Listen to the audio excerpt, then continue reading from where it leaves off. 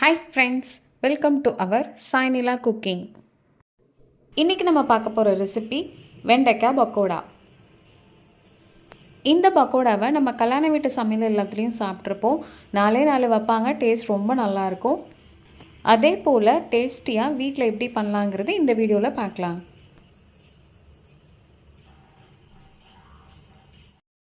ஒரு பவுல் எடுத்துப்போம். அதில் நான் 1/2 கப் கடலை மாவு எடுத்து வச்சுருக்கேன், அதை நம்ம இதில் சேர்த்துக்கலாம். அரிசி மாவு 1/4 கப் எடுத்து வச்சுருக்கேன், அதையும் நம்ம இதில் சேர்த்துக்கலாம்.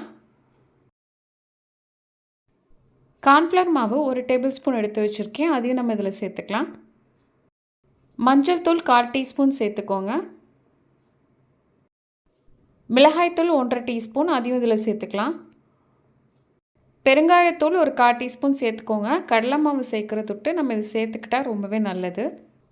கரம் மசாலா ஒரு 1/2 டீஸ்பூன் எடுத்து வச்சுருக்கேன், அதையும் இதில் சேர்த்துக்கலாம். இஞ்சி பூண்டு பேஸ்ட் வந்து 1 டீஸ்பூன் எடுத்து வச்சுருக்கேன், அதையும் சேர்த்துக்கோங்க. ஒரு 1/2 லெமன் ஜூஸ் எடுத்து வச்சுருக்கேன், அதையும் சேர்த்துப்போம். இந்த மாவுக்கு தேவையான அளவு உப்பையும் சேர்த்துக்கலாம். இப்போ இதை ஃபஸ்ட்டு நம்ம நல்லா மிக்ஸ் பண்ணி விட்டுறலாம். அப்போ தான் உப்பு மிளகாத்தூள் எல்லாமே ஒன்று சேரும். அதனால் நல்லா கையால் நல்லா மிக்ஸ் பண்ணி விட்டுக்கோங்க. வெண்டைக்காயை நான் இது மாதிரி கட் பண்ணி வச்சுருக்கேன். உங்களுக்கு எந்த ஷேப் வேணுமோ அது மாதிரி கட் பண்ணிக்கோங்க. இதை நம்ம இதில் சேர்த்துட்டு ஃபஸ்ட்டு தண்ணி எதுவும் சேர்க்காமல் நான் கையால் நல்லா மிக்ஸ் பண்ணி விடுவோம். இப்படி நம்ம மிக்ஸ் பண்ணுறது விட்டு வெண்டைக்காயில் உள்ள கொலக்கொலப்பு தன்மையெல்லாம் போயிடும். அதனால் நமக்கு சாப்பிட்றதுக்கு நல்லாயிருக்கும். இப்போ நல்லா மிக்ஸ் பண்ணியாச்சு. இது ஒரு 10 நிமிஷம் வரைக்கும் நம்ம அப்படியே வச்சுக்கலாம். வெண்டைக்காய் 10 நிமிஷம் நல்லா ஊறிடுச்சு. இதில் தண்ணி நம்ம கொஞ்சம் கொஞ்சமாக தெளித்து நல்லா பிசைஞ்சு விடணும். ஒரே தடவையாக ஊற்றிடாதீங்க, அந்த கொலக்கொலப்பு தன்மை வந்துடும். அதனால் கொஞ்சம் கொஞ்சமாக தண்ணி ஊற்றி நல்லா மிக்ஸ் பண்ணி விடுங்க.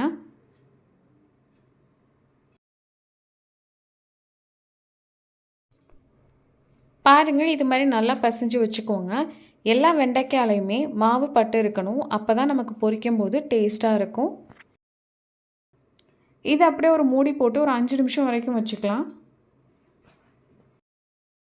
இப்போ ஒரு கடாயை எடுத்துக்கலாம்.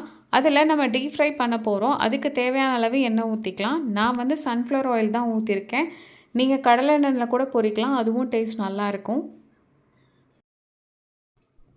எண்ணெய் நல்லா சூடானோன்னா நம்ம வச்சுருக்க பக்கோடாவை போட்டுடலாம். அடுப்பை வந்து கண்டிப்பாக லோ ஃப்ளேமில் வச்சுக்கோங்க.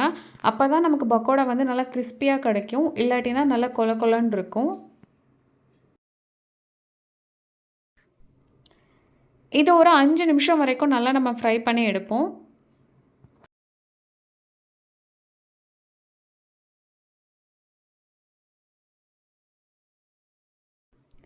பாருங்கள், இப்போ ஒரு 5 நிமிஷம் ஆயிடுச்சு. நம்ம வெண்டைக்காய் எல்லாமே நல்ல கலர் சேஞ்ச் ஆகிருக்கு.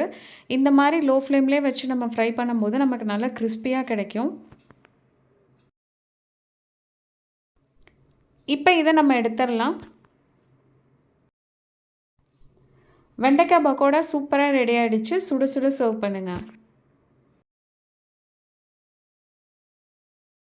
அவ்வளோதான் ஃப்ரெண்ட்ஸ், நம்மளோட சூப்பரான வெண்டைக்காய் பக்கோடா ரெடி ஆகிடுச்சு. இது நீங்கள் ஸ்நாக்ஸாகவோ இல்லை வந்து ஏதாவது ரைஸ் கூட சைடிஷ்ஷாகவோ சாப்பிட்டிங்கன்னா ரொம்ப சூப்பராக இருக்கும். வெண்டைக்காய் சாப்பிடாத குழந்தைங்களுக்கெலாம் இது மாதிரி பண்ணி கொடுங்க, கண்டிப்பாக சாப்பிடுவாங்க. சர்வ் பண்ணும்போது லைட்டாக இது மேலே சாட் மசாலா போட்டு சர்வ் பண்ணுங்கள், ரொம்ப சூப்பராக இருக்கும். கண்டிப்பாக இதை நீங்கள் எல்லோரும் ட்ரை பண்ணி பாருங்கள், உங்கள் எல்லாருக்கும் ரொம்ப பிடிக்கும். இந்த வீடியோ உங்களுக்கு பிடிச்சிருந்ததுன்னா சப்ஸ்கிரைப் பண்ணுங்கள், லைக் பண்ணுங்கள், ஷேர் பண்ணுங்கள். தேங்க்ஸ் ஃபார் யுவர் வாட்சிங்.